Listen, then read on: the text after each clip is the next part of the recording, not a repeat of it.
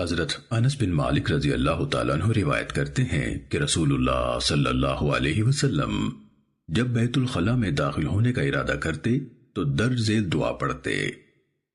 حماد بن زید کے الفاظ ہیں: اللہم انی اعوذ بک من الخبث والخبائث، اعوذ باللہ من الخبث والخبائث، اے اللہ میں خبیث جنوں اور جنیوں سے تیری پناہ میں آتا ہوں۔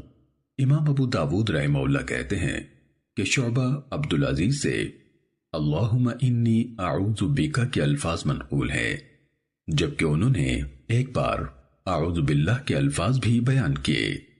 امام ابو داود کہتے ہیں کہ وہیب سے فَلْيَتَعَوَّذُ بِاللَّهِ، امام ابو داود کہتے ہیں کہ وہیب سے فَلْيَتَعَوَّذُ بِاللَّهِ، اسے اللہ کی پناہ لینی چاہیے کہ الفاظ منقول ہیں۔ سنن ابو داود حدیث نمبر 4۔